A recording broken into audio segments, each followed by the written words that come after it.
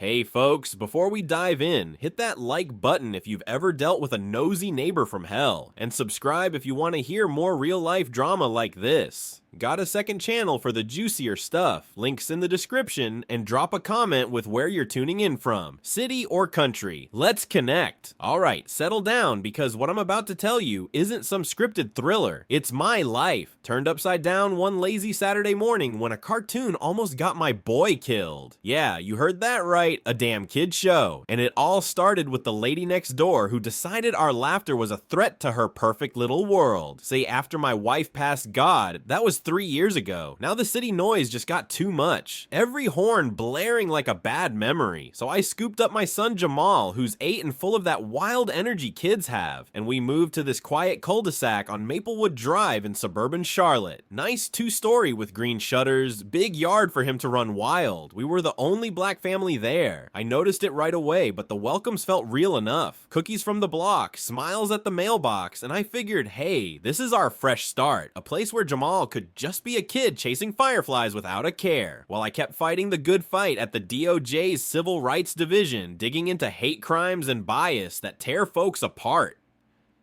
But man, I wanted home to be the opposite. No cases, no tension, just pancakes and pajamas.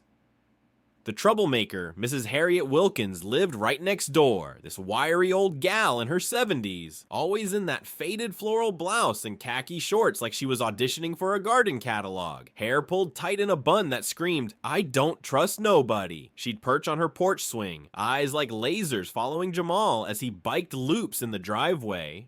Not a warm grandma vibe, more like she was logging every move, filing it away.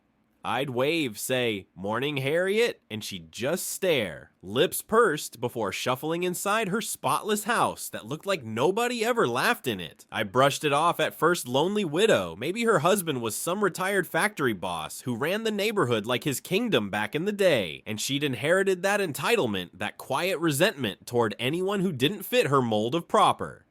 But deep down, I knew it was more. That silent census you take when you're the other, calculating how much space you're allowed to take up. That fuse lit on a sunny Saturday. I am flipping blueberry pancakes. The kitchen smelling like heaven, and Jamal's glued to Galaxy Guardians in the living room. You know that show with the laser battles and talking robots. Explosions booming, him giggling like it's the funniest thing ever. Knock, knock, sharp as a judge's gavel. And there she is, Harriet, face twisted like she'd sucked a lemon, peering past me like she owned the place. "Turn that racket down," she snaps. "No hello. Just venom dripping. It's disturbing. The peace. This is a respectable street, not some circus." I blink. Keep it cool. It's just my boy watching cartoons.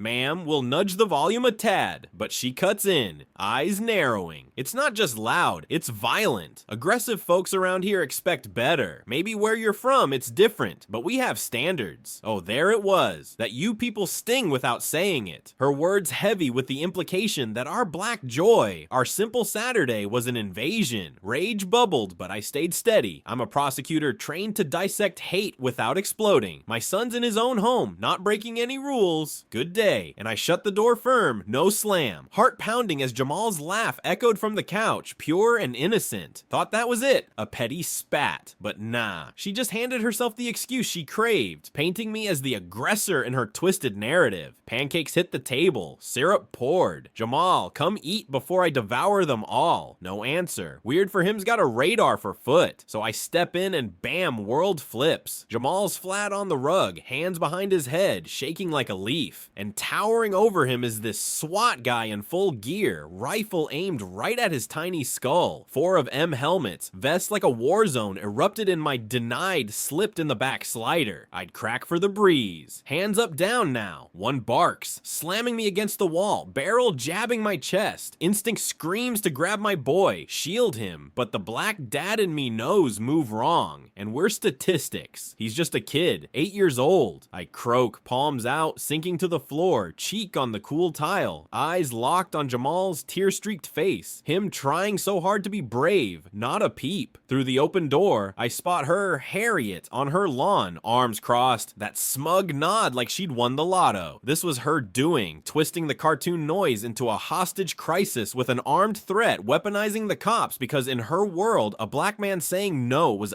danger enough. Her motive, pure entitlement. She'd ruled this block through her HOA cronies, whispering about property values dropping with new elements, and me not bowing. That challenged her queen bee status, her fragile grip on the old ways. The lead sergeant mustache twitching. Neil's name, I drop it. Marcus Reynolds, DOJ civil rights attorney. And watch the color drain ID check. Radio crackle. Stand down. False alarm. But the damage shattered. Jamal's sobs finally break as I scoop him up.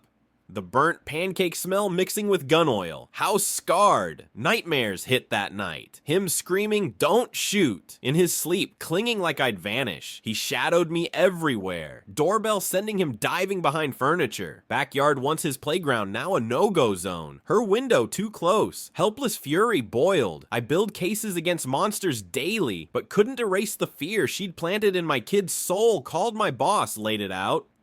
Clinical false report writes violation FBI rolls and Agent Ramirez leading tracing the burner phone to a corner store. Cam Harriet buying it, agitated phone pings. Texts to Officer Cleany, her nephew by marriage. A local cop with a rep for keeping order. The old school way messages like that noise is threatening. I'm scared him replying. Call it in heavy mention again. I'll back it up. Conspiracy fueled by family ties and shared bias, him protecting her legacy while she fed his ego as the neighborhood enforcer. But she didn't stop escalated sneaky now. Anonymous tip to my office, claiming I'm abusing power to bully her. Then a fake forum post ranting hate sign with my name from a library computer. I grills me in a stark room, explain this extremist screed. While Klein raids my house on a bogus warrant for illegal arms, tearing through drawers in front of Jamal, smirking like he'd finally got the troublemaker. Paranoia hit hard. Colleagues whispering. HOA finding me for lawn damage from the SWAT boots. President Carl, this smarmy golf shirt guy calls. We're sorry, but the tension's unsettling, folks. Safety first, I snap back. Tension, my kid had a gun to his head. Shoes sides. Carl, cause the feds are watching. Motives clear. HOA manipulated by her whispers of disruption. Community fear of change, letting hate fester. Then the turnaround me counterpunch, digging timestamps. My alibi at Jamal's soccer practice miles away when that post went up. Library footage nailing Harriet at the keyboard, wiping prints like a bad spy movie, text exposed, Klein plotting the frame, make him look radical. The DOJ won't shield a traitor, federal warrants drop, but I wanted poetic payback. Lure M to my living room, her thinking she's there to ID evidence against me. Klein arriving for a warrant served, door opens. She struts in finger jabbing, he threatened me right here. I feared for my life. Then Clenny enters confused. Where's the purr? Ramirez steps up, voice steel. You're both under arrest. Conspiracy, false reporting, rights violation. Her face crumples. No, it's him, the bully. As cuffs click, Klein blustering. This is a setup, but the sound, that metallic snap over, wrote Jamal's scream. She watched, eyes wide, seeing monsters cuffed, powerless. I lean into her whisper. You wanted to teach us our place. Lesson learned yours. Trials dragged, but evidence buried him. Her 8 years, him 10. HOA imploded under scrutiny. Jamal's healing plays ball again. Laughs freer, but sirens still tense him. Scars linger. Me works fiercer now. Every case personal knowing hate hides in plain sight. Ordinary folks enabling it through silence. But damn, it changed me, showed no sanctuary safe. You fight or fold. So what about you? Drop in the comments. Ever face neighborhood bias that escalated wild? Was justice served here or too harsh? Share your take on community complicity lits. Debate cause stories like this. They're everywhere waiting to be.